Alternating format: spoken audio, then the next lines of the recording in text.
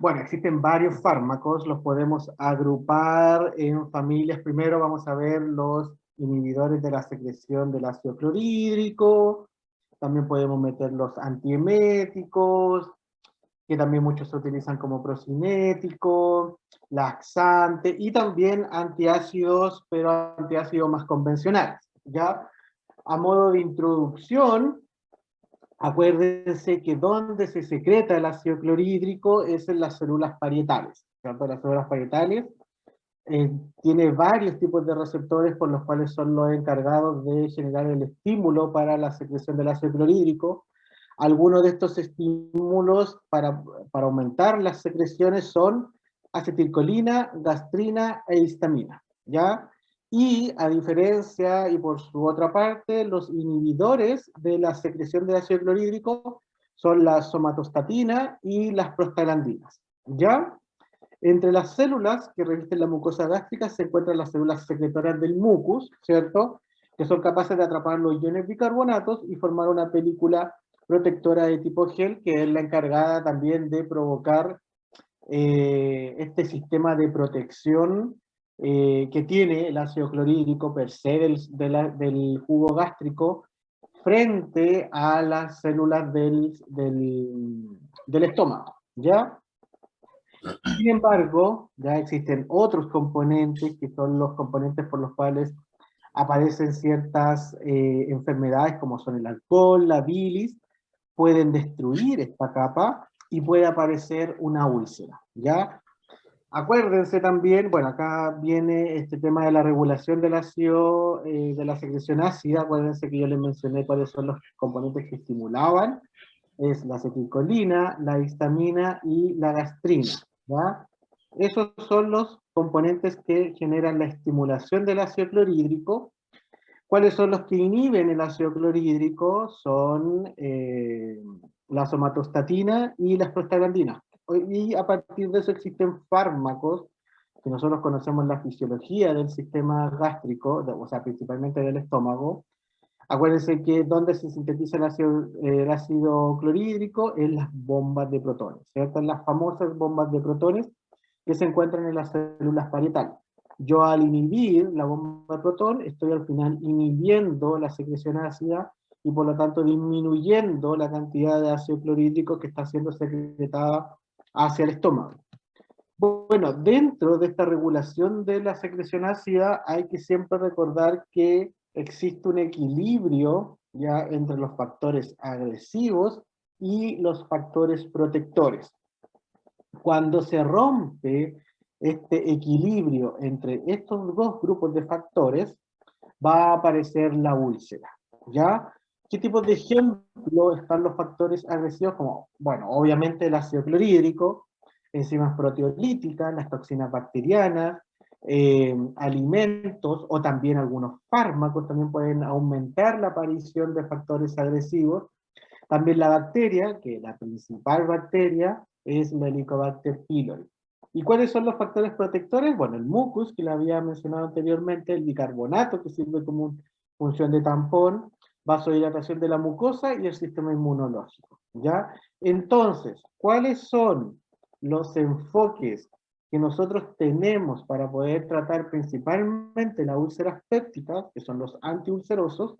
Acuérdense que los inhibidores de la bomba de protones y los antagonistas H2 están dentro, por así decirlo, de la categoría de los antiulcerosos, ya no son antiácidos, para eso están las sales de magnesio, las sales de aluminio, etcétera, etcétera, etcétera. Ya estos caen en la categoría de antiulcerosos. ¿Cuáles son los antiulcerosos? Bueno, o cómo yo puedo generar disminución de la úlcera, al final y al cabo. Primero, bueno, obviamente con tipos de exámenes, erradicar la infección por el Helicobacter pylori. El Helicobacter pylori generaba un microambiente en donde se aumentaban, ¿cierto?, los factores que son agresivos por la mucosa y provocaban este tipo de úlceras. ¿Cómo se trata? Bueno, se trata con inhibidores de la bomba de protones y algunos antibióticos. Existen guías clínicas en las cuales nosotros permite ver cuál es la mejor evidencia que existe hoy en día para tratar este tipo de infección, ¿ya? Otros son los inhibidores de la bomba de protones con los antihistamínicos, que son los que reducen la secreción ácida, son los que reducen al final y al cabo la cantidad de ácido clorhídrico que que se están secretando, valga la redundancia, y también puede ser algún tipo de sustancias que protejan la mucosa gástrica y evite que se lesione, a lo mejor algún sucralfato que estimule la...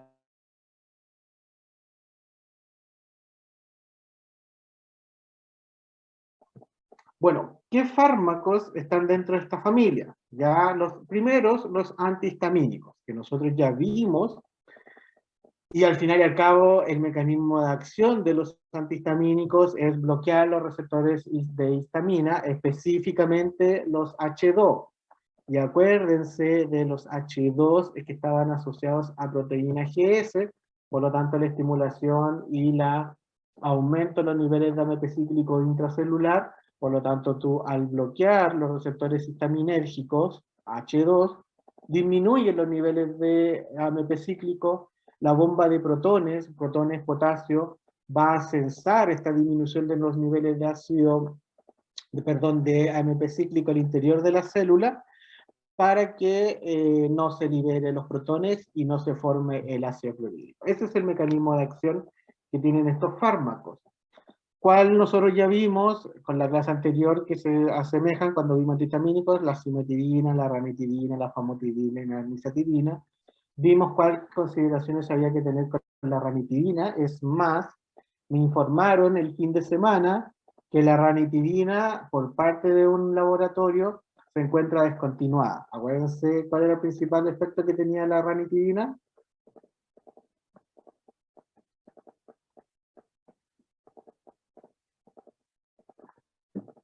¿Cuál era?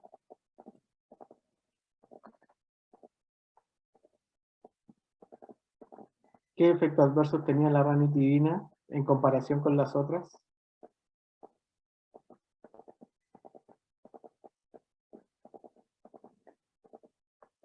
Cardiotóxicos, sí, cardiotóxicos específicamente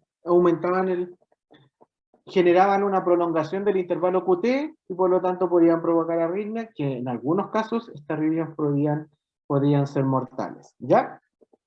Ese era el principal, reacción adversa que tenía la ranitidina y por eso la sacaron del mercado.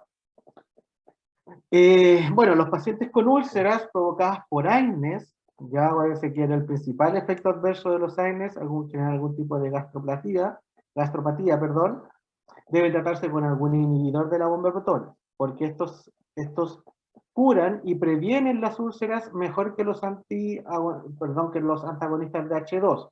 Sin embargo, según la evidencia, estos fármacos siguen siendo útiles para el tratamiento de úlceras agudas por estrés en pacientes graves ingresados a las unidades de cuidados intensivos, y en este caso se administran por vía endovenosa. Es más, existe la ranitidina vía endovenosa. Y ahí se menciona cuál es la principal precaución que tendría que haber con la administración específicamente de la ranitidina, es la prolongación del intervalo QT, por lo tanto el tema de ser arritmogénicos, ¿ya? También es importante tener en cuenta que los antagonistas de receptores H2 inhiben la secreción gástrica basal y son especialmente útiles en control de la secreción de ácido clorhídrico nocturno. ¿Por qué? Porque se ha visto que el principal inconveniente que tienen los inhibidores de la bomba de protones es provocar una disminución de ácido clorhídrico en las horas de la noche, ¿ya? Por eso se podría estar utilizando algunos antihistamínicos H2. Ya, bueno, hoy en día esta, esta desventaja que tienen los inhibidores de la bomba de protones se ha ido mejorando por la aparición de nuevos fármacos que lo vamos a ver posteriormente, ¿ya? Bueno, la famotidina es más selectiva, por lo cual más potente y con menos interacciones que la ranitidina. ¿Por qué? Porque la famotidina, acuérdense que su mecanismo de acción, perdón, no es dependiente del citocromo B450, a diferencia, por ejemplo, de la cimetidina, La cimetidina tenía ese inconveniente de generar un alto grado de interacciones con otros fármacos. Por eso sigue siendo la famotidina la más segura, ¿ya? El uso de los antagonistas de los receptores H2 es indicado para cualquier patología que curse con hipersecreción gástrica no asociada al Helicobacter pylori. ¿Cuál es el fármaco que es preferencia para la Helicobacter pylori? Determinada con la inhibición de la secreción de ácido clorhídrico, es los inhibidores de la bomba de protones. Acá se muestra algunas características farmacológicas y también farmacocinéticas de los diferentes antagonistas H2, ya en general, por así decirlo. Bueno, también, miren ustedes, la potencia antisecretora, cimetidina, bueno, fue el control en este caso, pero la famotidina, y por eso es la que más se utiliza hoy en día, es la que tiene una potencia antisecretora mayor, perdón, en comparación con las otras. Se puede utilizar entre 20 a 40 miligramos al día, tiene una biodisponibilidad del 40 al 50%, no tanto a diferencia de la, bueno, a diferencia de la ranitidina, que sí tenía una biodisponibilidad más. Tienen tiempo máxima de hora entre 1 hora a 1 hora y media aproximado, y semividas muy cortitas también. Y eso también es una de las desventajas que tiene en comparación con los inhibidores de la bomba de protones. Los inhibidores de la bomba de protones tienen tiempos de vida media que son mucho mayores, por lo tanto su administración generalmente es una vez al día, aunque existen pacientes, dependiendo de la patología, por ejemplo con varices esofágicas, se pueden utilizar, yo he visto dosis de omeprazol de 60 miligramos al día, pero específicamente para esa patología, ¿ya? Categoría B de riesgo durante el embarazo, la cimetidina es compatible con la lactancia, y la famotidina y la ranitidina, riesgo en lactancia, no se puede descartar. Por lo tanto, como no se puede descartar, siempre es mejor decir que no se puede administrar, ¿ya? Bueno, ¿cuál sigue? Son los inhibidores de la bomba de protones, ¿ya? Estos fármacos son bases débiles, por lo que requieren recubierta entérica, ya que son absorbidos en el duodeno. Una vez absorbidos, se acumulan en el ambiente ácido los canalículos de las células parietales, donde se protonan y se activan, uniéndose de forma irreversible a la bomba de protones ATPase. Entonces, ¿qué características tienen los inhibidores de la bomba de protones? Ustedes ven ahí, tienen que protonarse, por lo tanto tienen que activarse, por lo tanto uno podría decir que estos fármacos son profármacos, ¿ya? Van a depender su metabolismo por algún tipo de citocromo P450. En el caso del omeprazol y el esomeprazol es el CYP2C19, bueno, todos, en general todos los de la familia de los inhibidores de la bomba de protones se metaboliza por este citocromo P450, y el pantoprazol y el lansoprazol, que son los nuevos, ¿sí saben?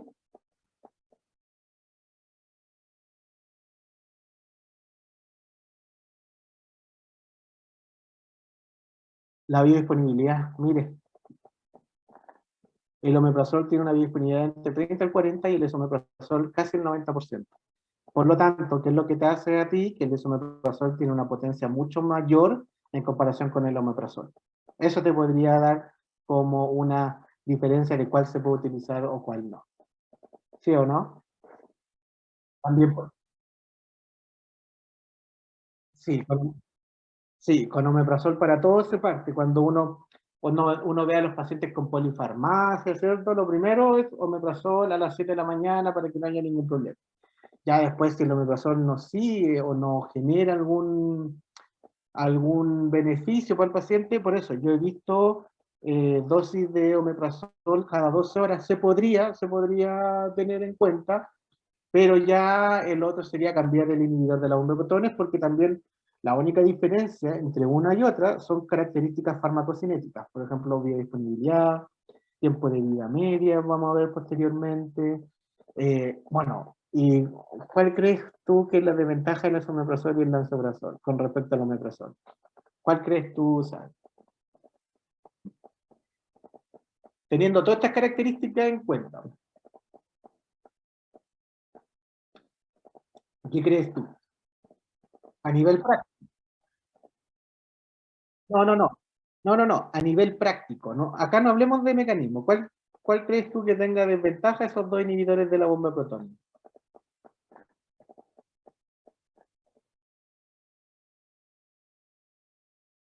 No, no, no, no, no, no. Mira, no, no. ¿Qué crees tú? Obviamente si va a salir un medicamento que es mucho mejor. ¿Qué desventaja tiene eso a nivel de las personas que lo van a comprar?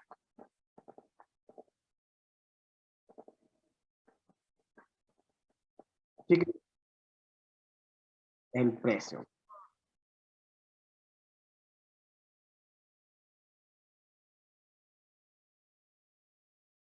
Claro, o sea, una de las cosas del esomeprazol es mucho más caro, el lansoprazol es mucho más caro, eh,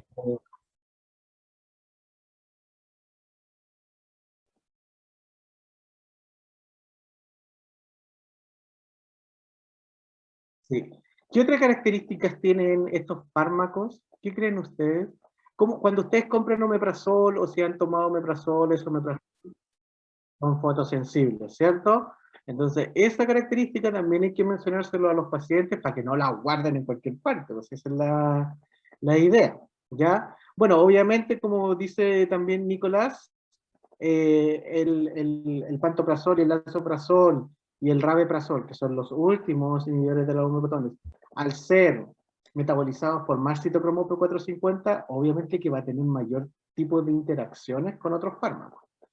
Acuérdense que más encima se menciona el CYP2C19 y el CYP3A4, que si juntamos, yo creo que el 60% de los fármacos se metabolizan por eso, sumando esos dos citocromos, entonces también es una desventaja. Pero eso, pues, tú puedes decir, claro, cambiémosle por omeprazol, es omeprazol, pero si el paciente no puede comprarlo, lamentablemente, puta, veamos tomar omeprazol cada 12 horas. Se puede hacer. Profe, ¿Ya? ¿Sí? una consulta. La Sadi había dicho que el esomeprazol era muy pequeño. Son más chiquitos. Es un comprimido Pasa recubierto. que yo me hice una cirugía hace un tiempo y ahora tengo que estarle tomando esomeprazol, pero resulta que es muy grande, es como una metformina. ¿En serio? Sí, sí, en serio.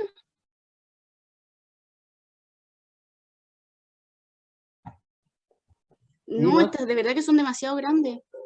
Oye, pero a lo mejor, o sea, yo creo que ahí ya va a cambiar en el laboratorio, porque por ejemplo el esomeprazol, los Nexium que yo he visto, es un comprimido recubierto súper chiquitito, y el omeprazol es una cápsula más grande. Entonces puede ser dependiendo también del laboratorio que lo está comercializando. A lo mejor Debe ahí ser. puede ser, ¿de qué laboratorio usted tiene el esomeprazol?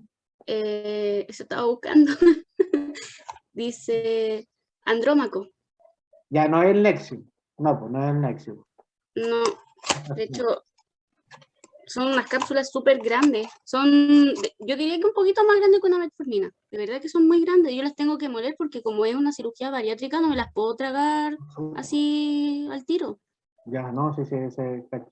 Pero ahí yo creo que más va a depender como estaba diciendo, el laboratorio, por lo que yo les decía. Yo conozco el Nexium y son unos comprimidos súper chiquititos. ¿Ya? Entonces, y netamente tecnología farmacéutica. ¿Ya? Bueno, ¿qué otra consideración hay que tener en cuenta? Que estos fármacos, como muy bien todos sabemos, Chile mal utiliza estos medicamentos, ¿cierto? Frente a cualquier tipo de acidez, el paciente va a tomarse un omeprazol, ¿cierto? Y es por eso que estos tipos de medicamentos, específicamente el omeprazol, porque se ha visto que el omeprazol enmascara más al cáncer gástrico en comparación con las otras, se pide receta médica, ya con presentación de receta de omeprazol.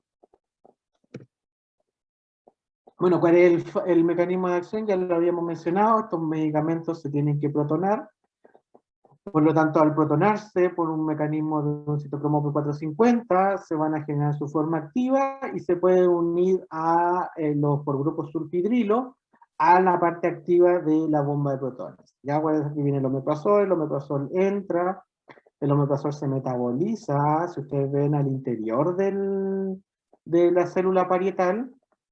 Posteriormente se genera un derivado sulfonamido, y es el derivado sulfonamido el que interactúa con los enlaces disulfuros de la bomba de protones para posteriormente bloquearla. ¿Ya?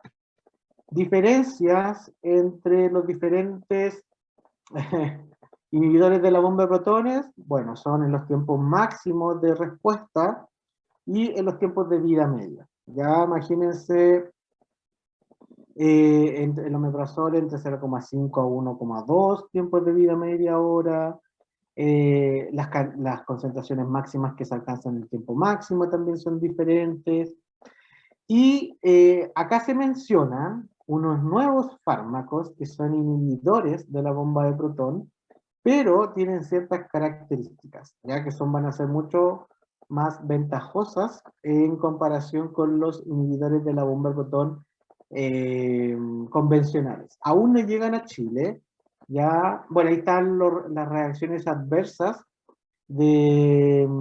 asociadas con el uso de los inhibidores de la bomba de protones. Puede ser hipocloridia, puede ser esto es súper importante, algún síndrome de mala absorción, porque como esto genera algún cambio en el pH, algún cambio en la secreción del ácido clorhídrico, el uso indiscriminado en forma crónica de los inhibidores de la bomba de protones puede afectar también a la absorción de otros componentes, otros nutrientes, por así decirlo. Puede generar hipergastrenemia y ya dependiendo de otros que, por ejemplo, demencia se está tratando de explicar cómo el uso de los inhibidores de la bomba de protones en uso crónico puede generar algún tipo de demencia. Todavía no está bien claro eso. Bueno, este es el nuevo, nuevo, está en estudio en otros países, se utiliza en otros países, por ejemplo, Japón. ¿Por qué se utiliza o por qué se está utilizando principalmente en Japón? Yo creo que en algún tiempo más vamos a tener este fármaco en nuestro arsenal, porque ¿qué tenemos nosotros similar a Japón? ¿Alguien sabe? ¿Qué creen ustedes? Aparte de los terremotos. Sí, aparte de los terremotos. ¿Qué creen ustedes?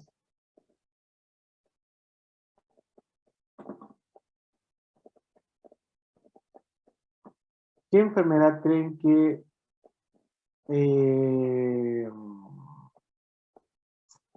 tenemos un mismo perfil epidemiológico? Es un cáncer.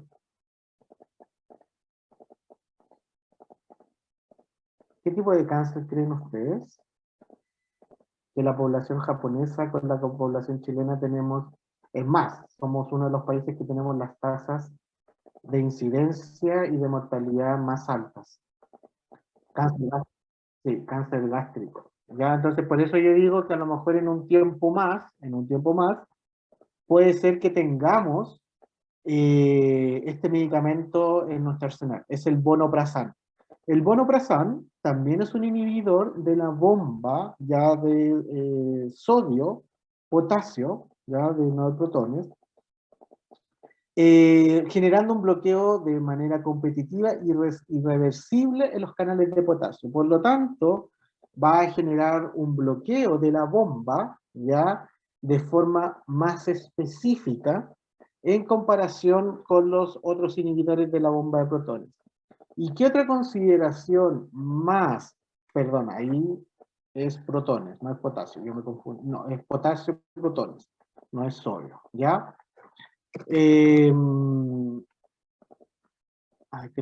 Otra característica más, bueno, como es una inhibición mucho más activa, mucho más específica, este fármaco no es un profármaco.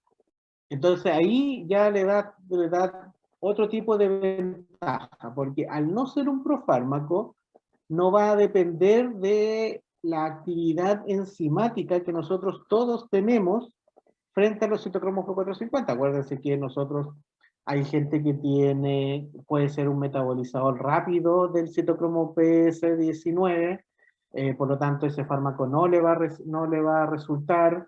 Entonces hay una alta variabilidad interpersonal en la respuesta de los inhibidores de la bomba de protones, a diferencia de lo que se podría obtener con el vonoprazán.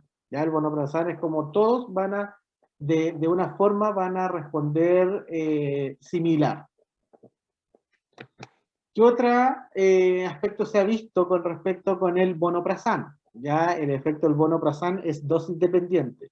Por lo tanto, al ir aumentando la dosis de este medicamento del vonoprazán, por ejemplo, de ir aumentando del 10 a 40 miligramos, ¿cuánto es el porcentaje del tiempo de disminución de del ácido gástrico, del pH gástrico?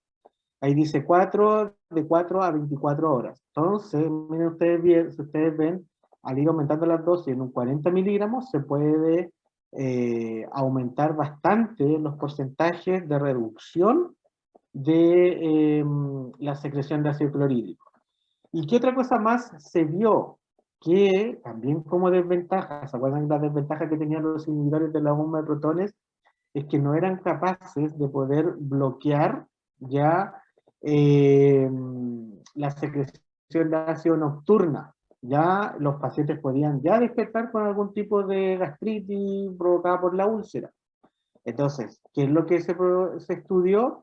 Que también al ir aumentando los inhibidores de la bomba de protones, se podía hasta reducir los síntomas de algún tipo de gastritis en horario nocturno, que era el problema que tenían los inhibidores de la bomba de protones. Por lo tanto, si ustedes ven, tiene harta más ventajas que desventaja el vonoprazán en comparación. También es un inhibidor de la bomba, pero el mecanismo es totalmente distinto.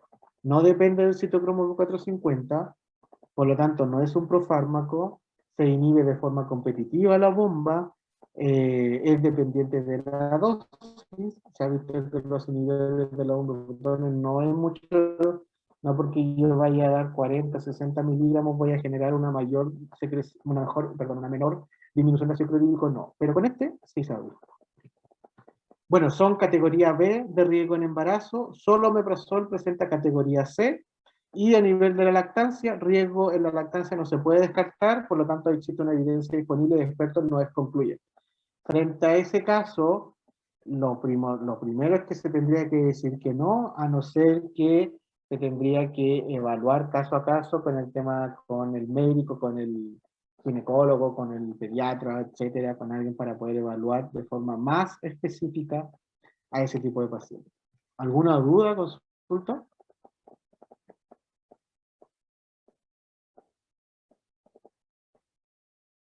Ya, ahora vamos con los protectores de la mucosa. Ya, el protector de la mucosa, el más conocido, no sé, bueno, no sé si ustedes lo habrán escuchado, es el sucralfato. Ya, el sucralfato, ¿qué es lo que pasa? Bueno, el sucralfato, si ustedes ven ahí, es una sal de aluminio y sacarosa.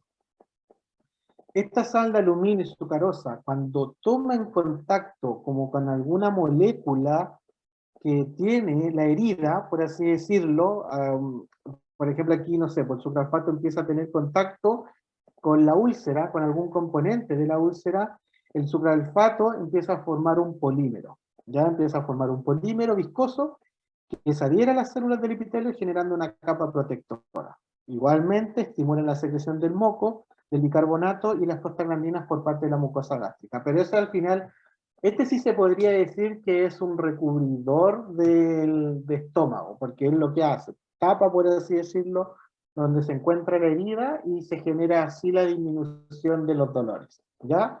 Para su administración, tomar con el estómago vacío 1 hora antes de las comidas, y en el caso de que si el paciente además toma algún antiácido, es medio a 1 hora antes o después del sucralfato.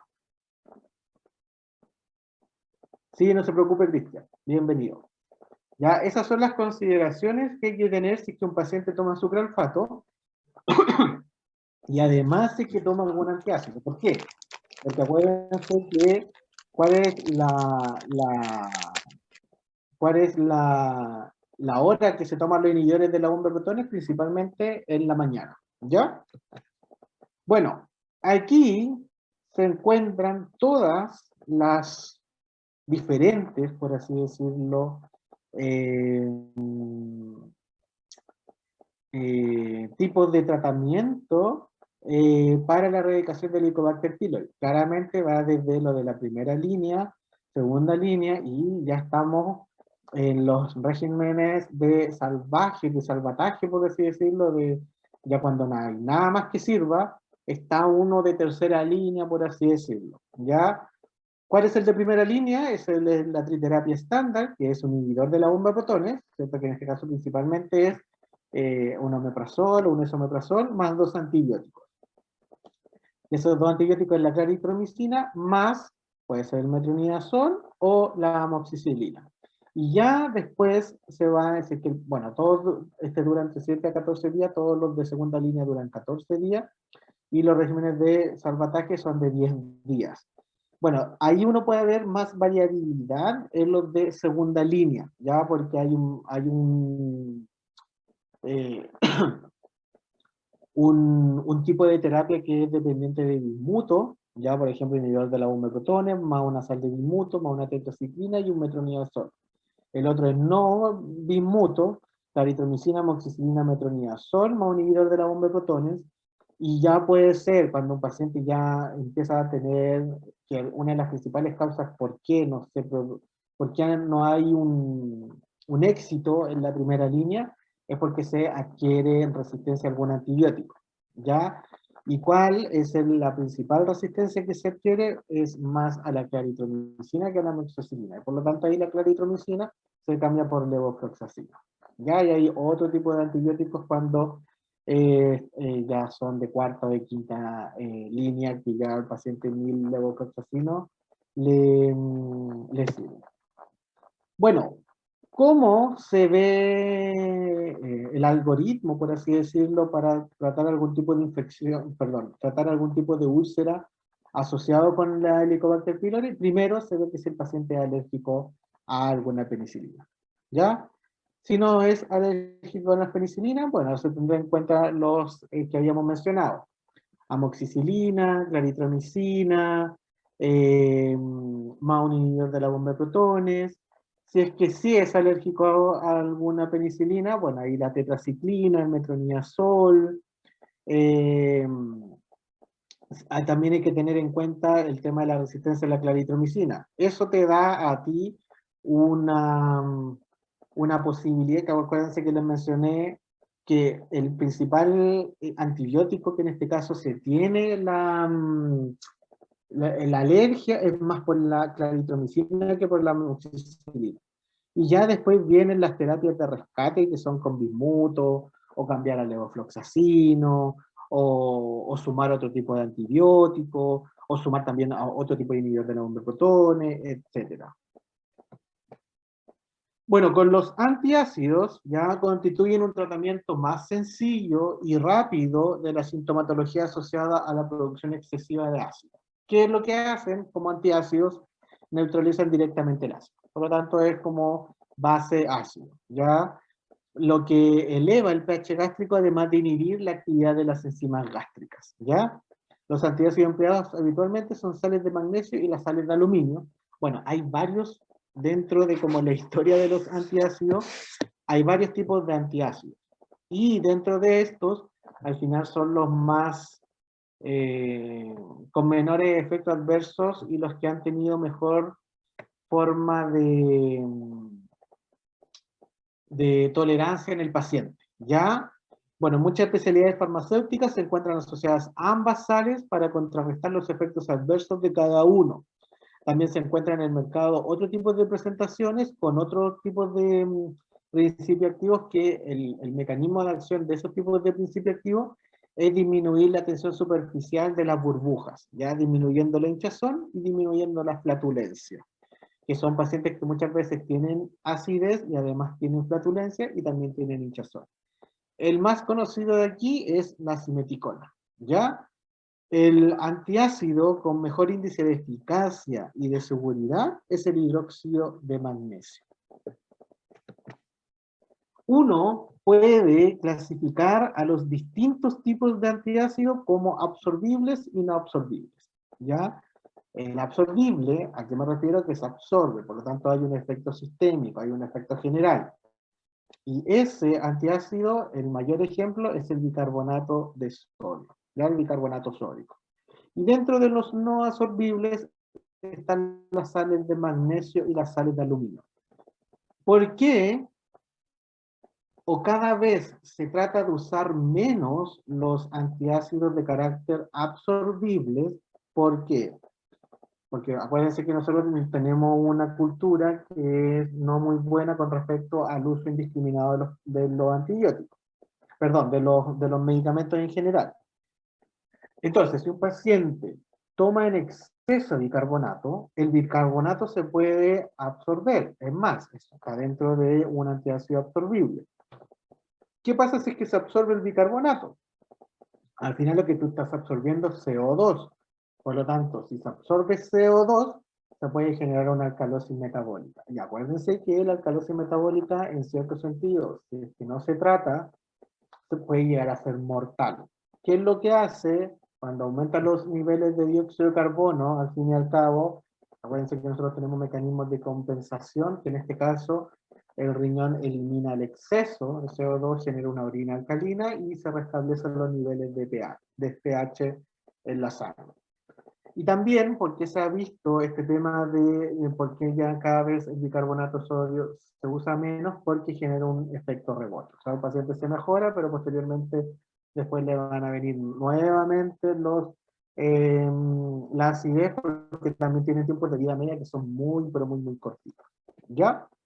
Entonces, ¿cómo se toman? Bueno, con estómago, si es con estómago vacío, son 20 a 40 minutos, perdón, si es una administración frecuente. Y si puede ser una hora después de las comidas, va a tener un efecto hasta 3 horas posteriormente a su administración. A modo de resumen, están aquí los mecanismos de acción y los efectos adversos de los principales fármacos asociados con la secreción gástrica.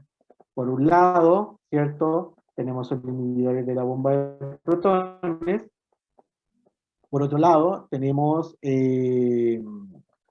los bloqueadores de los receptores de histamina 2, los antihistamínicos H2, los antiácidos, los bloqueadores competitivos, que es el vonoprazan, acuérdense de forma específica y no dependiente del citocromo P450, y ya están los agentes protectivos como el misoprostol y el sucralfato. El misoprostol, acuérdense que el misoprostol es un análogo de las prostaglandinas. Las prostaglandinas generan un efecto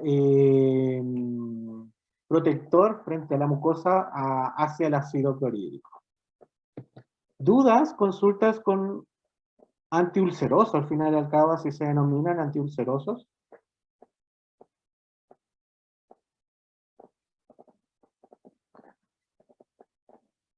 ¿Dudas? Consultas. Ya. No, profe. Seguimos con fármacos antieméticos.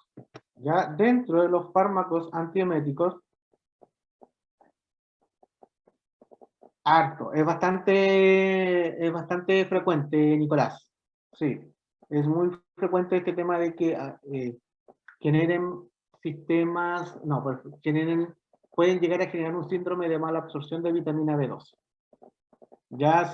Uno podría hablar con el médico para poder estimular, o no poder estimular, sino que recomendar la administración de vitamina B12 a pacientes que tengan algún uso crónico de inhibidores de la 1-protones. Pero sí, es altamente frecuente.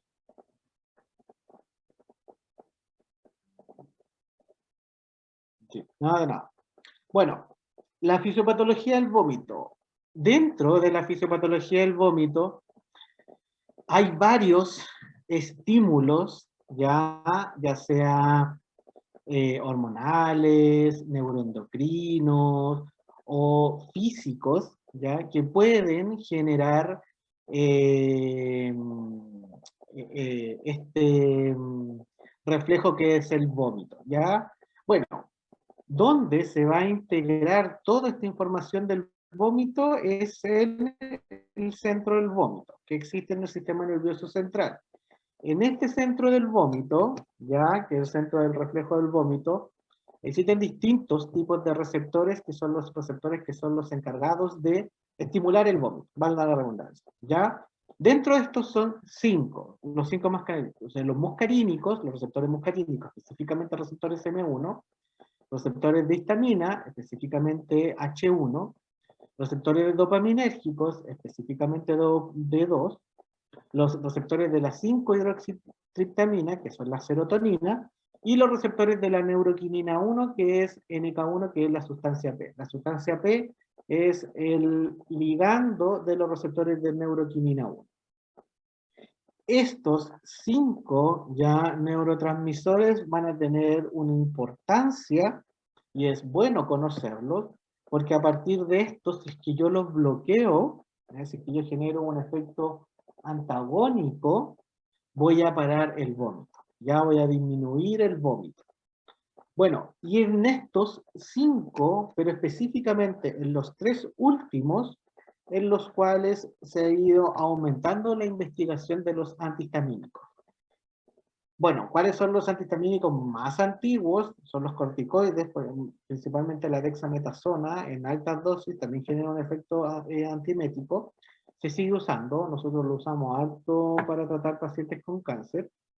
Los antidopaminérgicos, también uno de los primeros antieméticos, perdón, pero ya cada vez en el 2010, 2015 empezaron a salir los bloqueadores de los receptores de la neuroquinina 1, junto, ya hoy en día están generando como fusiones de fármacos. Por ejemplo, un antagonista de los receptores de serotonina con un bloqueador de los receptores de neuroquinina 1. O sea, son dos principios activos en un tipo de fármaco. También se ha utilizado las benzodiazepinas como antiemético, y también el hecho de los cannabinoides también tienen algún efecto antiemético.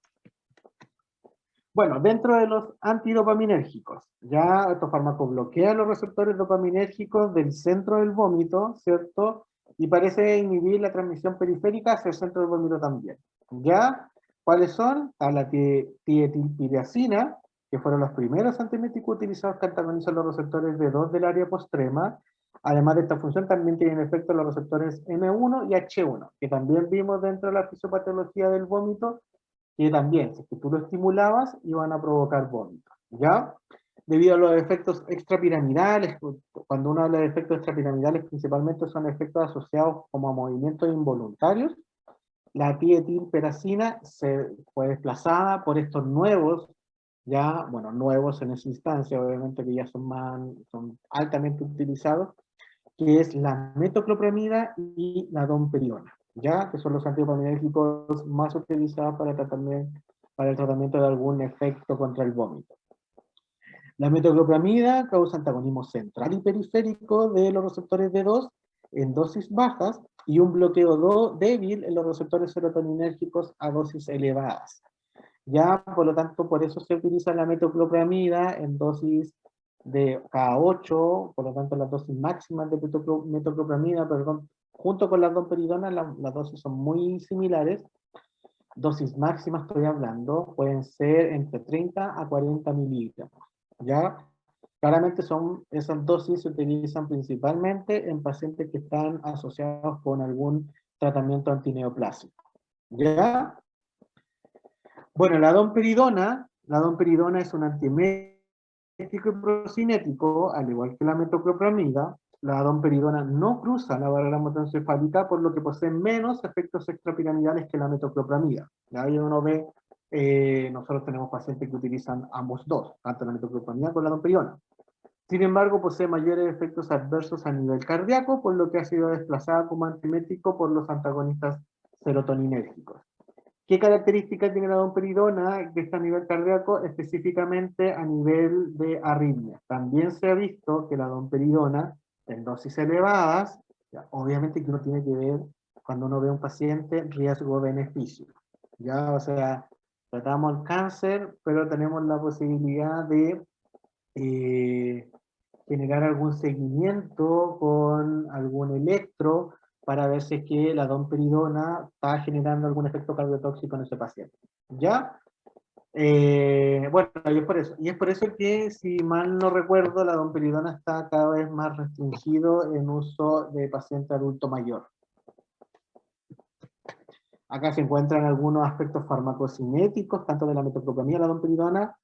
¿Qué características más que se puede ver de forma diferente? Es la absorción. La metoclopramida se absorbe mucho más que la domperidona. Tienen un pic plasmático de tiempo máximo aproximadamente igual. Hepático su metabolización. La excreción es vía renal, principalmente de la metoclopramida, y de la medomperidona es muy poquito.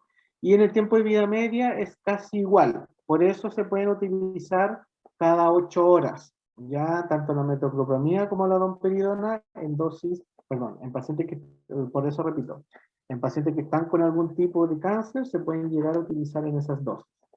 Acá yo les muestro las dosis de los usos aprobados del FDA de la metoclopramida, que al final es la principal que se está utilizando, tanto por ejemplo en náuseas y vómitos postoperatorios.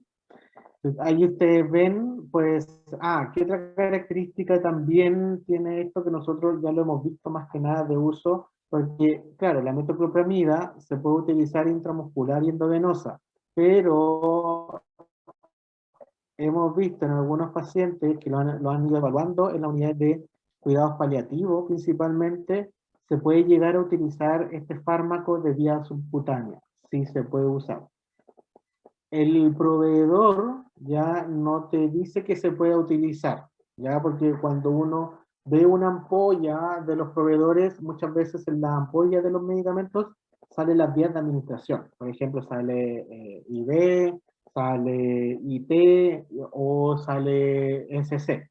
En este caso, la metoclopramida sale solamente IV e intramuscular, pero en ciertos casos, uso off-label, que se les dice, se puede llegar a utilizar por vía subcutánea. ¿Ya? ¿Conocían ese término de off-label, cierto? ¿O no?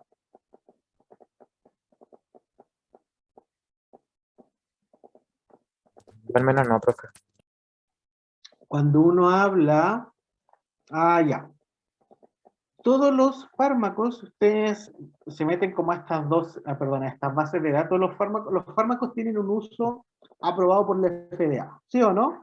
Todos los fármacos tienen usos que la FDA, porque por ejemplo el laboratorio hizo los estudios, ¿cierto? Para esa patología, la FDA le da el permiso, por ejemplo, para que a nivel mundial el laboratorio pueda distribuir ese fármaco y que a nivel mundial se utilice ese fármaco para esa patología, ¿cierto? Eso son los usos autorizados por la FDA. Pero también hay unos usos que se denominan los usos off-label, ya que están como fuera de la etiqueta de la FDA. Y cuando uno dice que son usos off-label, uno está diciendo que son usos que hay investigación, porque tiene que haber algún tipo de investigación para que uno pueda decir, se puede utilizar este fármaco para otra patología que no está autorizado aún, puede ser que todavía ni siquiera esté autorizado, pero puede ser que en algún tiempo más se autorice. Y esto solo, porque se acuerdan que cuando uno, se lo mencioné en algún momento, los fármacos salen al mercado, ¿cierto? Sin saber todos sus efectos adversos, y puede ser que también sin saber todos sus mecanismos de acción. Entonces, cuando los fármacos se empiezan a utilizar, ya para una cosa, posteriormente se empezaron a utilizar para otra cosa, y ese para otra cosa, si es que la FDA lo autorizó, bien, pero puede ser que a lo mejor la FDA todavía no ha autorizado ese fármaco para ese uso, y se les denomina estos usos off-label, ya fuera de la etiqueta de lo que dice la FDA, pero hay evidencia científica que igual te demuestra, perdón, que se pueden usar, ¿ya?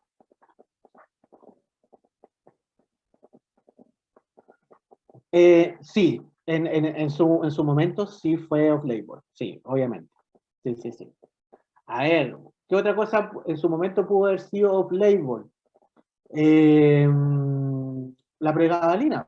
La pregabalina, cierto que salió como un antiepiléptico, pero posteriormente se empezó a ver que podía servir para el dolor neuropático.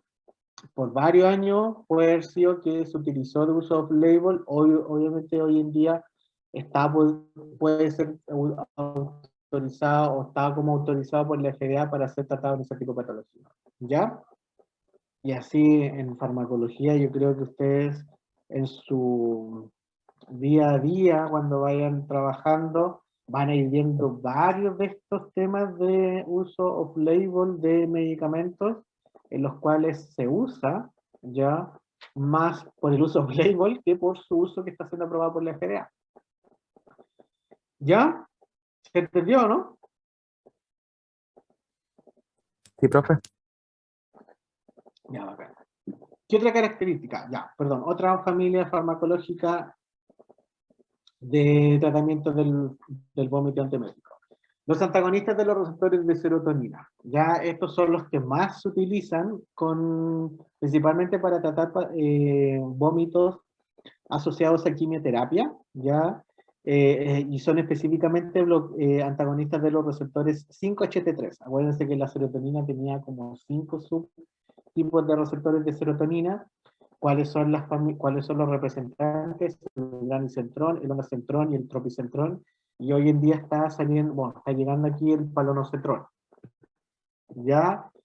Igual, son principalmente características farmacocinéticas, ¿ya? Por ejemplo, aquí dentro de la absorción del granicentrón, el ondansetrón y el tropicentrón, el tropicentrón es el que más se administra o sea, tiene una mayor absorción por vía oral que en comparación con el ondansetrón, pero el tropicentrón, si mal no recuerdo, no se encuentra aquí en Chile. El granicentrón están comprimidos y están endovenosos, pero obviamente que se prefiere su uso endovenoso en comparación con su uso de comprimido por vía oral, porque es muy poquito lo que se absorbe, tiene una muy baja biodisponibilidad. Todos son metabolismo hepático y una de las principales diferencias de todos estos son los de tiempo de vida media. ¿Ya? Es más, lo que yo más veo en estos fármacos, bueno, yo tengo el ondansetrón y el granicentrón en mi arsenal farmacológico. El ondansetrón, existen las dosis máximas que las vamos a ver, pueden ser hasta 32 miligramos, o sea, son dosis bastante elevadas. ¿Cómo se van a caracterizar las dosis de estos fármacos? Son principalmente dependiendo el uso, cuán, el poder, a ver cómo lo puedo decir, espérame un poquito.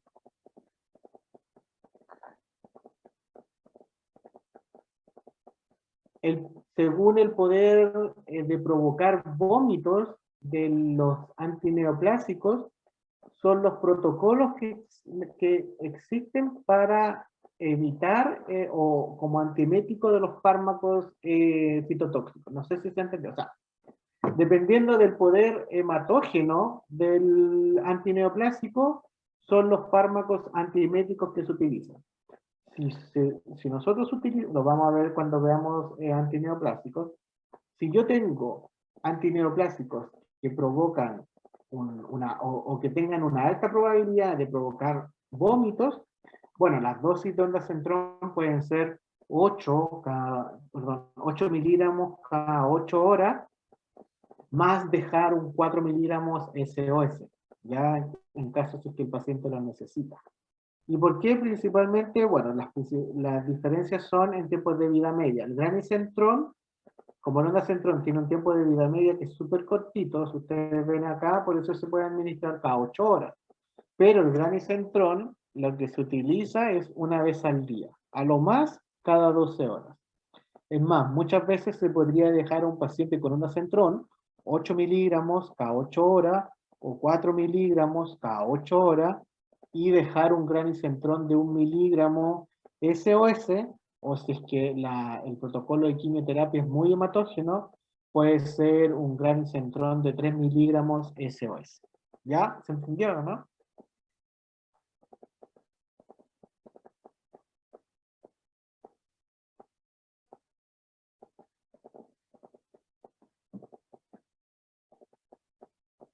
Ah, ya. Miren.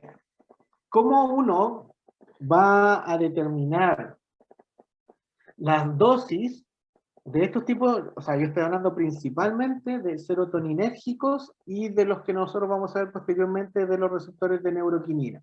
¿Cómo yo voy a decir, ya, démosle a este paciente ondansetron y démosle cada 12 horas, o démosle cada 8 horas, o démosle además de un ondansetron, un granicentrón, o dejémoslo con un inhibidor de la neuroquinina, etcétera? Todo va a depender del poder hematógeno que provoquen los medicamentos antineoplásicos, ¿ya? Está bien caracterizado, por ejemplo, que, no me acuerdo específicamente que, no sé, si la ciclofosfamida tiene un alto poder hematógeno, por lo tanto tiene una alta probabilidad de que el paciente tenga vómitos, yo le voy a dar más antiemético a ese paciente en comparación con la vincristina, que la vincristina, ejemplo, tiene bajo poder hematógeno, por lo tanto le voy a dejar algo SOS nomás, según si es que el paciente lo necesita. ¿Se entendió ahí mejor o no?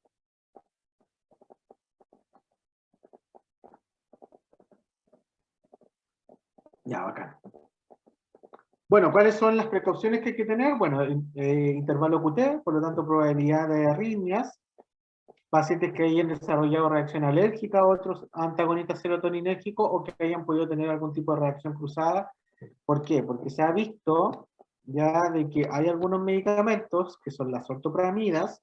Las ortopramidas son la metoclopramida, la domperidona, no, específicamente la metoclopramida, que la metoclopramida en altas dosis puede interactuar con los receptores serotoninérgicos.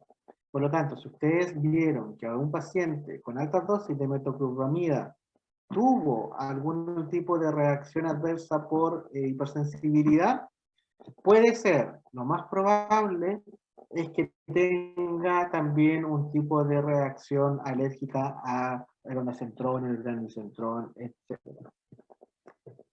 Acá se muestran las dosis, ya las dosis ustedes del granicentrón, ondansetron y tropicentrón, bueno, ahí lo que yo les mencionaba. Dosis máxima de ondansetron son 32 miligramos, o sea, es bastante. Yo más manejo las dosis que son dosis adultas. Bueno, ustedes vieron la semana pasada cómo son las dosis a nivel pediátrico, que son mucho más complejas, ¿cierto? En el caso de insuficiencia renal, no hay o no se necesita realizar algún tipo de ajuste de dosis, ya sea con insuficiencia hepática, en algunos casos nomás hay que ver si es que se necesita ajuste de dosis. Eso con respecto, perdón, a los serotoninérgicos. Ahora vamos a ver la última familia de antieméticos, que son los más nuevos, ya que son los antagonistas de los receptores NK1, ¿ya? ¿Cuál es la molécula endógena de los receptores NK1? Es la sustancia P. ¿Cómo se llaman estos medicamentos? Por ejemplo, acá el primero que sale es el aprepitán, ¿ya? El aprepitán, ya, es un antagonista de los receptores neuroconina 1 o sustancia P, es su mecanismo de acción. ¿Qué características farmacocinéticas tiene? Tiene una disponibilidad oral del 60%, por lo tanto igual es bastante buena. Unión a proteína 97%, tiene un metabolismo hepático por oxidación y una eliminación principalmente renal. Ya. ¿Cómo se toma este medicamento? ¿O cómo viene el aprepitán? El aprepitán viene en una caja que son 3 comprimidos. ¿Ya? Son 3 comprimidos. ¿Por qué? Porque se utiliza para el ciclo 1, día 1, se utiliza para el ciclo 1, día 2 de la quimio. Estoy hablando de la quimio. Por ejemplo, si hoy día yo me administro una quimio, hoy día es mi ciclo 1, día 1. ¿Ya? Posteriormente, mañana, martes, va a ser el ciclo 1, día 2. Y el miércoles, ciclo 1, día 3. ¿Qué pasa con específicamente este medicamento? Viene el primer comprimido que se toma el primer día de la quimioterapia, ya, o de cirugía, pero principalmente de quimioterapia, se toma una dosis de 125 miligramos. Y el día 2 se toma 80 miligramos y el día 3 se toma 80 miligramos. ¿Ya? ¿Por qué? Las principales, o cómo se ha ido investigando estos tipos de fármacos antieméticos, es para ver si estos fármacos funcionan ya para estas fases de vómito aguda y tardía. También hay que tenerlo en cuenta. Los antineoplásicos también pueden generar una fase de vómito aguda, por ejemplo, dentro de las 6, dentro de las 8 horas, o dentro de las 4 horas después de administrarse el medicamento. O puede ser que el vómito no te venga de forma en el primer día, puede ser que el vómito te venga el segundo día, o te venga el tercer día. Entonces esas cosas también se tienen que aprender cuando uno estudia antineoplásico, cuando uno trabaja en el área de oncología.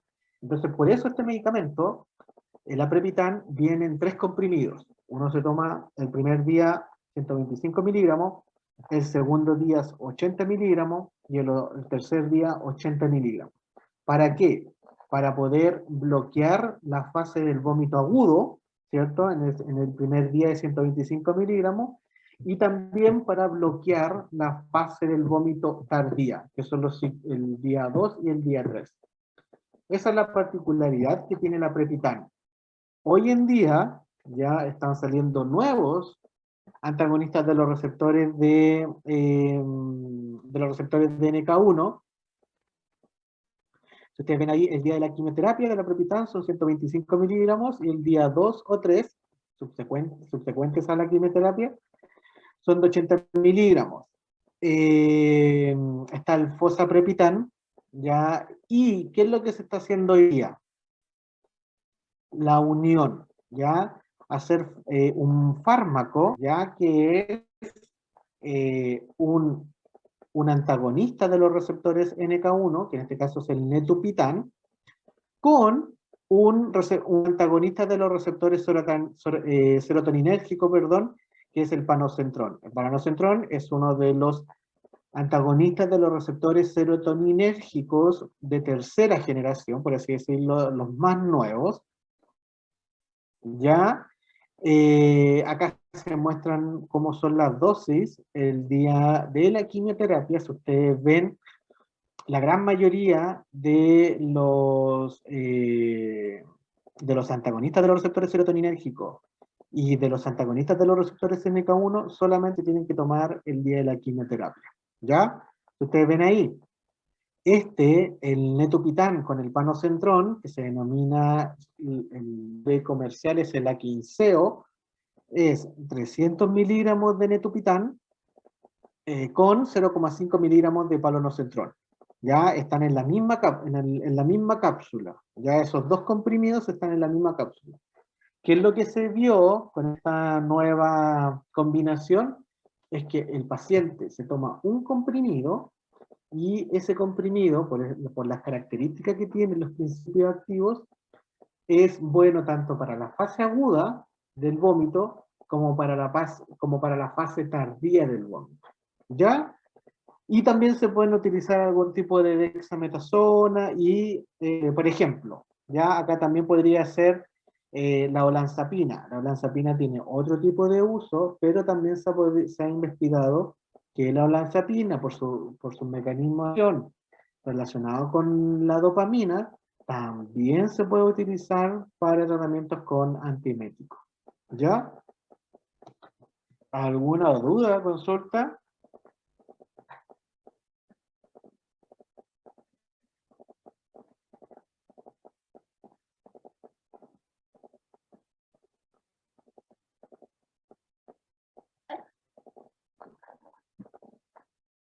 Ya, vamos a ver laxante. Ya ven, bueno, hay varias patologías, ya, o causas, es bastante diversa, por así decirlo, la etiología de la constipación.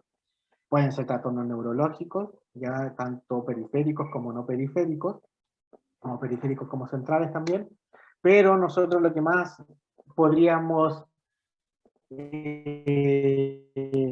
aportar en estos equipos multidisciplinarios es el uso de fármacos, ¿cierto? Hay varios fármacos que pueden generar algún tipo de constipación.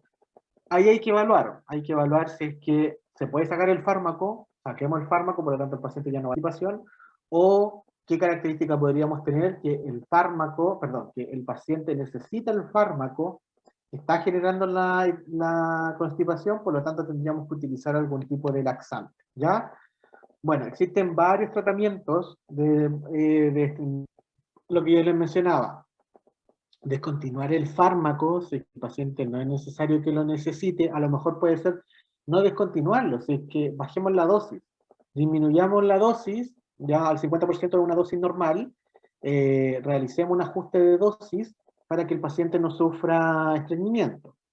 Algún tipo de tratamiento de enfermedad subyacente que está provocando el estreñimiento, aumento de contenido de fibra en la dieta, aumento de ejercicio físico, eso va a mejorar también el tratamiento de estreñimiento, y también aumento de ingesta líquido. Ya cuando nada de esto funciona, ¿cierto? Si es que descontinuamos el fármaco y aún el paciente tiene estreñimiento, se aumentó el contenido de fibra, se trató la enfermedad que estaba generando la constipación de forma secundaria, se aumentó la ingesta, ya si es que nada de esto puede funcionar, se puede utilizar algún tipo de laxante. ¿Ya?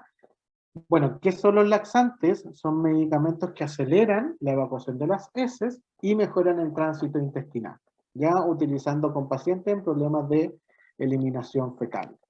Existen distintos grupos ya farmacológicos de laxantes. Los primeros son los laxantes suavizantes o lubricantes. ¿Ya? ¿Cuáles son algunos ejemplos de esto? Está la glicerina, ¿cierto? Y está la vaselina líquida. ¿Cuál es el mecanismo de acción? Son sustancias que, gracias a su naturaleza química, que es grasa, ¿ya? Son capaces de integrar agua y lípidos, con lo que consiguen modificar la consistencia del bolo fecal, lo ablandan y así favorecen que se pueda eliminar, ¿ya? Provocan que las deposiciones al final y al cabo sean mucho más líquidas. Tiene un efecto laxante de 1 a 2 días, por lo tanto para un paciente que necesita evacuar de forma rápida, no se recomienda porque va a depender de cuándo va a generar su efecto laxante. ¿Cuáles son las aplicaciones terapéuticas? En estreñimiento, en hemorroides, cuando al paciente le duele ir al baño, por lo tanto hay que provocar que las heces sean mucho más blandas para que el paciente no genere no pase por ese dolor, ¿ya? Y que está muy relacionado con las fisuras anales, ¿ya? Otro tipo de laxantes son los laxantes osmóticos, ¿ya? Dentro, el mayor ejemplo de los laxantes osmóticos o salinos es la lactulosa o el polietilenglicol, ¿ya? Son moléculas no absorbibles y que tienen la capacidad de atrapar agua. O sea, atrapan agua, ¿cierto? Aumentan su tamaño, aumentan la presión osmótica, favoreciendo su eliminación, ¿ya? Es así como generan el efecto laxante. También el manitol. El manitol también se utiliza como laxante. Mira, a mí dentro de lo que yo he visto, es muy poco que el manitol se utilice como laxante osmótico. Lo he visto, pero en muy pocos pacientes. Yo creo que en estos 7 años que llevo, solamente lo he visto con un puro paciente. ¿Cuáles son los que más se utilizan acá? Son la lactulosa y el polietilenglicol. Ya las reacciones adversas, puede ser algún tipo de irritación anal, pueden generar algún tipo de diarrea, principalmente en pacientes que sean sensibles, ya sea el polietilenglicol o la glucosa, o la lactulosa, perdón, distensión abdominal, cólicos y algún tipo de retorcijones. ¿Qué otra cosa? Aumenta la absorción de las tetraciclinas, las sales de hierro, la isoniazida y la digoxina. Por lo tanto, estaría algún tipo de contraindicado si es que el paciente toma ese tipo de medicamentos, ¿ya? También está contraindicado en pacientes con compromiso de conciencia, obstrucción intestinal, hemorragia digestiva, porque si hay hemorragia digestiva, ahí hay algún problema anatómico que está provocando que salga, que provoque esta hemorragia, ¿ya? Y el riesgo de embarazo es categoría B. Tiene un efecto laxante entre 1 a 3 horas después de su administración, ¿ya? Es más, existen las soluciones de colonoscopía, que son de polietilenglicol que los pacientes se pueden mandar a preparar de un día para otro. A lo mejor el paciente se tiene que hacer, como le dice su nombre, un examen, ya una colonoscopía. Los pacientes se toman, no sé, 3 litros de solución de colonoscopía para el otro día poder expulsar todo, y al otro día le hacen el examen, al fin y al cabo, para que el examen salga lo más limpio posible. Ya también puede ser utilizado en esos casos. O sea, no tan solo en el caso de un paciente que tenga estreñimiento con constipación, también se puede usar, en algún tipo de paciente que al día posterior se tenga que realizar algún examen. ¿Ya? Los laxantes de masa. Ya los laxantes de masa, la celulosa, el agar-agar, aumentan la masa fecal. ¿Cómo aumentan la masa fecal? Absorbiendo agua, se hinchan, distienden el colon. Esta distensión del colon hace que favoreciendo la expulsión. ¿Ya? Frecuentemente producen flatulencia por este tema de que como aumentan el diámetro, por así decirlo, del colon, va a generar más espacios, y esos espacios se van a llenar con aire. ¿Ya? Se promueve el desarrollo bacteriano y tiene un efecto laxante, puede tardar varios días. Y los últimos son laxantes estimulantes o irritantes. Uno de ellos ya podría ser la fenolftaleína en algunos casos. ¿Ya? Bueno, al final, ¿qué es lo que hace? Estimulan el sistema nervioso entérico e irritan la mucosa. Pueden producir alteraciones persistentes de la estructura intestinal, y uno podría decir, ya, la ventaja que podrían tener estos fármacos como laxante, estimulante o irritante es que actúan de forma mucho más rápida en comparación con todos los otros. ¿Ya qué tipo de contraindicación? Menores de 6 años, algún tipo de obstrucción intestinal, porque puede ser por algo anatómico, dolor abdominal no diagnosticado, porque puede ser provocado este tipo de constipación, estreñimiento por otra causa, puede ser a lo mejor hasta un tipo de infección. ¿Cuáles son los efectos secundarios en general de los laxantes? Bueno, flatulencias, y está contraindicado principalmente en niños menores de 6 años, úlceras gastrointestinales, obstrucciones ya abdominales, digestivas y hemorragias digestivas, porque acuérdense si es que es algún proceso, y también, no, perdón, por lo antidiarreico. Si es una hemorragia digestiva es porque, lo que yo menciono, hay un problema anatómico, por lo tanto ese paciente no necesita laxantes, sino que puede necesitar algún tipo de cirugías. ¿Dudas? ¿Consultas?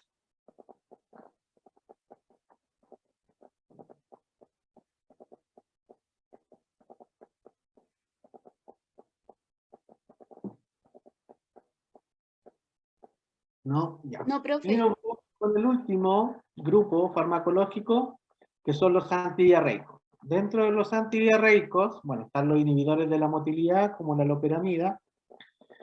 Están algunos absorbentes intestinales, ya, como la gelatina, el carbón. También se pueden utilizar en algún tiempo, se utilizaron algunos glucocorticoides, como la betrometasona y la metilprednisolona, pero nosotros vamos a ver dos. Ya vamos a ver los inhibidores de la hipersecreción intestinal, que es el rosecadotrilo y la loperamida. El rosecadotrilo lo pueden encontrar de las dos formas. Al final, ¿qué es lo que hace? Ya inhiben la enzima que degrada las encefalinas. ¿Ya? Las encefalinas es un opioide endógeno, que estos activan, la encefalina, activan los receptores gamma, interacción que incrementan los niveles intracelulares de las células mucosas, aumentan los niveles de ANP cíclico, por lo tanto está asociado a una proteína GS, y al final, ¿qué es lo que hace? Al aumentar los niveles de ANP cíclico, retienen, ¿cierto?, los electrolitos, retienen también el tema del agua, provocando como resultado final menor humectación de las heces en formación y el efecto antidiarreico. ¿Ya? Ese es el mecanismo de acción que tienen el racecadotrilo. Si mal no recuerdo, yo lo he utilizado muy pocas veces, parece que vienen en vía oral, ¿ya? De 10 miligramos. ¿Y cuál es el fármaco más más usado como antidiarreico es la loperamida, ¿cierto? La loperamida, que la particularidad que tiene la loperamida es que al unirse a los... Bueno, la loperamida, acuérdense que es un derivado opiáceo, ¿ya? Se une a dos tipos de receptores, los receptores mu, y se me vino una laguna mental. Esta letra griega, ¿cuál anteriormente? Receptores estos, es el gamma, ¿o no? ¿O no? Se me olvidó, de verdad que se me vino una... Gamma, ¿cierto? Sí, sí. Ya.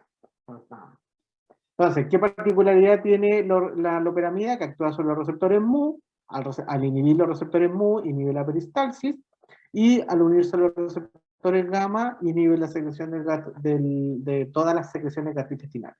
Y es así como actúa y genera, sí, gamma, sí, también ahí me dijeron las compañeras, ¿ya?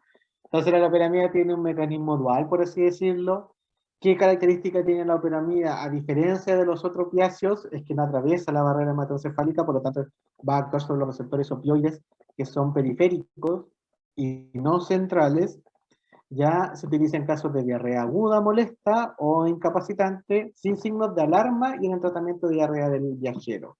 Entre los efectos adversos es constipación, algún tipo de molestia intestinal, atonía intestinal, tenostomía, somnolencia y náusea.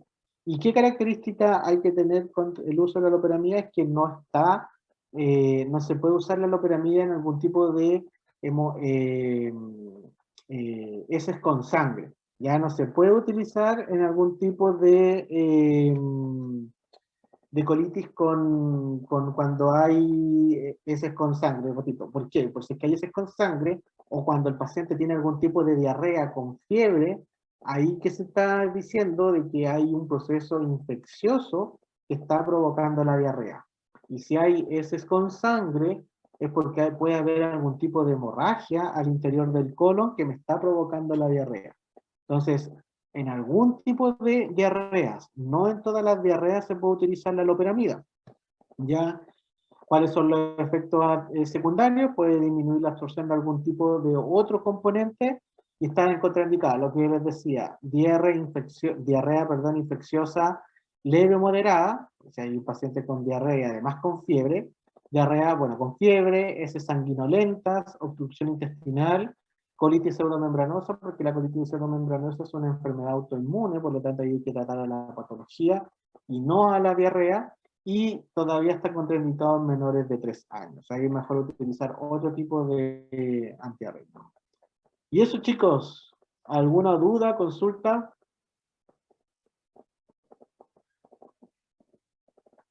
Esa fue la clase de hoy día. Estamos cansados.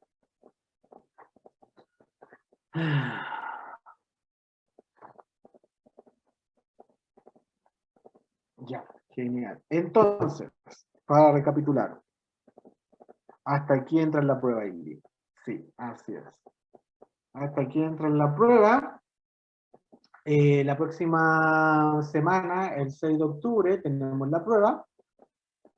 Voy a ir viendo cuánto es. Yo creo que va a durar 1 hora y media. Y después de esa hora, no, Alejandro. La segunda sí.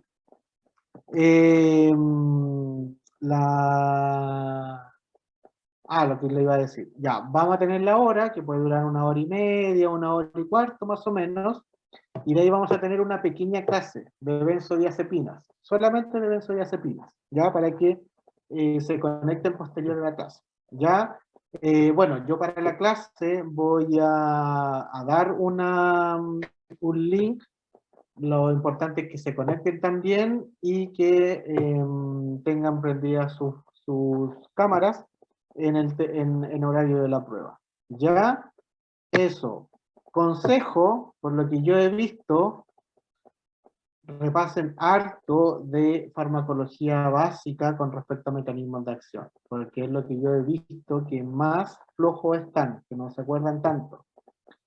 Acuérdense que yo les dije que puedo preguntar cosas de farmacología clínica que nosotros hemos visto, como también puedo preguntar cosas de farmacología básica, ya mecanismos de acción. O sea, puedo preguntar desde todo el espectro de farmacología de los grupos que nosotros hemos visto. ¿Ya? ¿Qué cosas podrían repasar también? Acuérdense cuando nosotros vimos farmacocinética, habían algunas ecuaciones por ahí, también puedo colocar algún tipo de ejercicio de cálculo de dosis, también. ¿Ya? O sea, para que vayan viendo todo el espectro, tengan una calculadora cerca de la prueba cuando la estén realizando también. ¿Ya?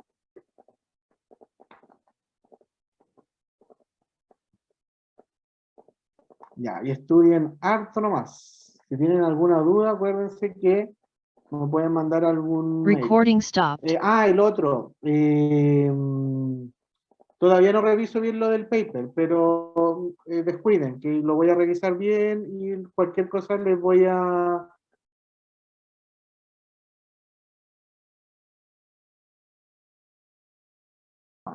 ¿Ya?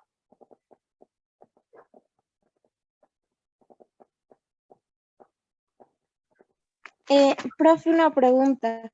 Dígame. ¿Cómo se va a dar el examen? Va a ser virtual, ¿no? Sí, pues. Sí, va a ser virtual. Ok, está bien, gracias. Sí. Y ahí todavía no veo cuántas preguntas son. Ahí, pero dependiendo de cuántas preguntas son, es el tiempo. ¿Ya?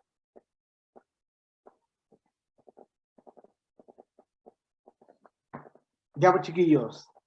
Así que nos estaríamos viendo, estudien y cuídense harto. Chao, profe, gracias. Chao, profe, gracias. Chao. Bien.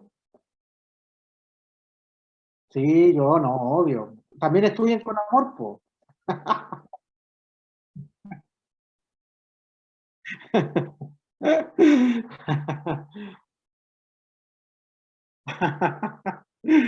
Vean libros de farmacología también, ¿no? Lean libros de farmacología. Ya, sí. Ya, sí. Intenten nomás. Ya, nos vemos, que estén bien. Chao, chao.